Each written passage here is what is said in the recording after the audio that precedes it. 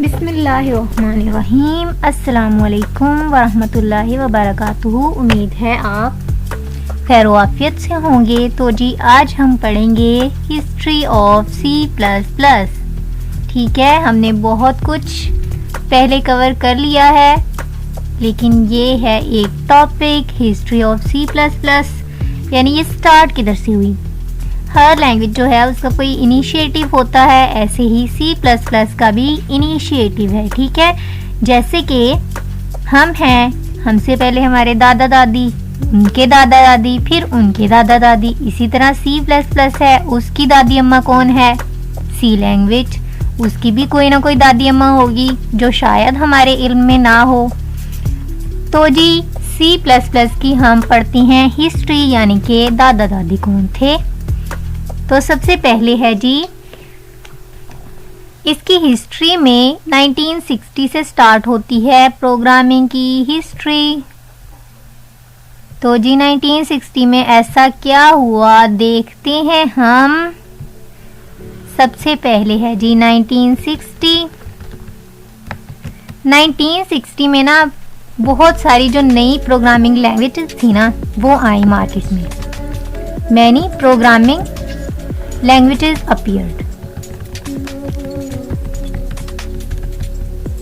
Appear हुई जब languages, तो प्रोग्रामिंग लैंग्वेजेस थी, यानी उन्होंने बताना था कंप्यूटर को कि करना क्या है। तो जी कंप्यूटर्स थे उस दौर में अभी नए नए, यानी नए नए कंप्यूटर्स थे, डेवलप हो रहे थे।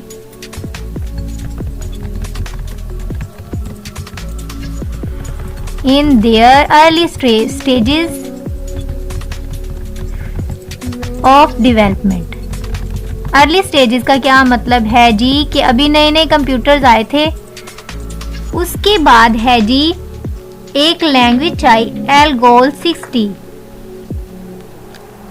ठीक है, वो डेवलप हुई एल्गोल 60 और वो किसका अल्टरनेटिव थी? फोर्ट्रान। फोर्ट्रान भी एक लैंग्वेज है। ठीक है, फोर्ट्रान के अल्टरनेटिव में आई क्या? एल्गोल 60। और उसके बाद जी आई 1963 में एक और लैंग्वेज इंट्रोड्यूस हुई और उस लैंग्वेज का नाम था CPL। क्या नाम था? CPL, combined programming language.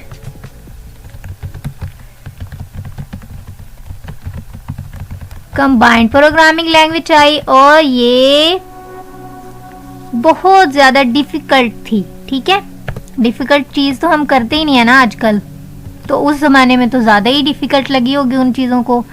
उसके बाद ना जी आई 1967 में। ठीक है, लैंग्वेज मुश्किल थी लेकिन फिर भी 4-5 साल चली और 1967 में आई BCPL, बेसिक CPL। CPL का क्या मतलब है? Combined programming language. ठीक है जी, BCPL आई और ये इंट्रोड्यूस किसने करवाई थी? Introduce by Martin Richard.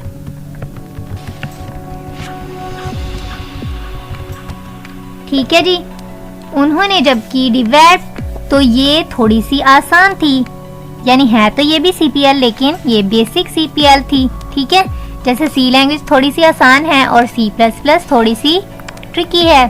ठीक है, इसी तरह CPL थोड़ी सी डिफिकल्ट थी। तो उसको एक्सटेंड करके या उसमें चेंजिंग्स करके क्या किए, थोड़ा सा उसको बनाया सिंपल। किसने बनाया जी? मार्टिन रिचर्ड ने। उसके बाद जी आई एक लैंग्वेज B लैंग्वेज। CPL और BCPL आई 60s के दौर में और B लैंग्वेज जो थी वो कब आई? 1970 में। ठीक है, 1970 में आई जी B लैंग्वेज। B लैंग्वेज का क्या मतलब है? B लैंग्वेज आई जी 1970 में। ठीक है,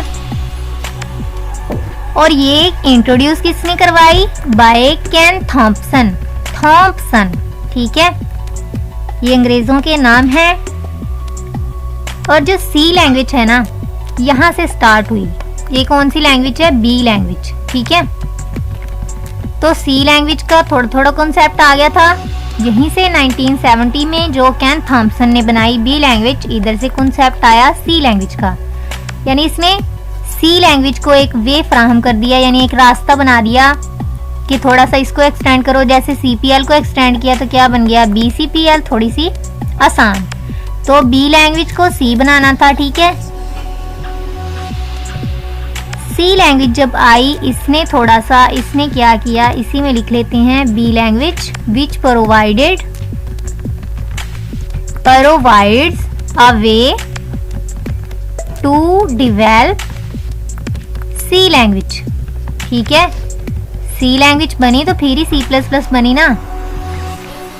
और उसके बाद जी जो सी लैंग्वेज थी ना, वो इंट्रोड्यूस हुई, ठीक है। सी लैंग्वेज तो जो थी वो यूनिक्स ऑपरेटिंग सिस्टम को सपोर्ट करती थी। अब यूनिक्स ऑपरेटिंग सिस्टम क्या है? ये 1970s में सबसे पहला ऑपरेटिंग सिस्टम था यूनिक्स, ठीक है। आजकल है लिनक्स भी है ऑपरेटिंग सिस्टम एक, ठीक है। तो ये ऑपरेटिंग सिस्टम्स होते हैं डिफरेंट। यूनिक्स ऑपरेटिंग सिस्टम था जी 1960s में, नया नया ऑपरेटिंग सिस्टम था, ठीक है। तो ये सिर्फ और सिर्फ सी लैंग्वेज जो थी वो चलती थी यूनिक्स ऑपरेटिंग सिस्टम पे। सी लैंग्वेज रन्स प्रोग्राम, हम आसान अल्फाज में लिखेंगे, ऑन यूनिक्स ऑपरेटिंग सिस्टम, ठीक है। और जी सी लैंग्वेज बहुत ज़्यादा सिंपल थी तो आसान भी थी, तो ये जी हो गई पॉपुलर लैंग्वेज, ठीक है। बहुत ज़्यादा पॉपुलर हो गई क्योंकि हम आसान चीज़ें पिक करते हैं ना। तो यहीं से बनी जी C++ की बुनियाद, लेकिन अभी भी सी लैंग्वेज ही थी मार्केट में, ठीक है। तो दो अंग्रेज़ों ने, अंग्रेज़ ही कहेंगे, उन्होंने इंट्रोड्यूस करवाया अर्लियर वर्जन C++ का, सी लैंग्वेज का, सॉरी C++ का नहीं, सी लैंग्वेज का। Of C language was introduced by K&R, ठीक है। ये दो अंग्रेजों के नाम हैं। पहले का नाम है कर्निगन एंड दूसरे का क्या नाम है? रिटची, रिटची, ठीक है। तो अर्लियर वर्जन इन दोनों ने इंट्रोड्यूस करवाया और उसके बाद आया जी स्टैंडर्ड वर्जन, और ये किसने इंट्रोड्यूस करवाया? आंसी ने। आंसी अब क्या है आप लोग सर्च करें, तब तक मैं बताती हूँ। मुझे पता है कि आपने सर्च नहीं किया। आंसी है अमेरिकन नेशनल स्टैंडर्ड इंस्टीट्यूट, ठीक है जी। ये स्टैंडर्ड्स बनाती है, यानी जो हमारे मोबाइल्स में या लैपटॉप्स में जो एक प्रॉपर स्टैंडर्ड होता है। स्टैंडर्ड को हम आसान अल्फाज में ऐसे समझ सकते हैं कि हम लोग लिखते हैं रोल नंबर, ठीक है। तो रोल नंबर होता है तीन तरह से, हम कोई किसी तरह लिखता है रोल नंबर, कोई ऐसे लिख लेगा मेरी तरह रोल नंबर, कोई लिखेगा रोल और हैश लगा लेगा रोल नंबर, ठीक है। तो हमें समझ नहीं आएगी कि ये लिखा क्या हुआ है, प्रॉपर नजर नहीं आएगा, ना समझ आएगी जब तक कोई हमें बताएगा नहीं कि हमने रोल नंबर लिखा है, ठीक है। तो हम एक स्टैंडर्ड सेट करेंगे कि आपने हमेशा जब भी रोल नंबर लिखना है ना, तो आपने लिखना है जी ऐसे, ठीक है, रोल नाम। तो ये अब क्या बन गया? स्टैंडर्ड।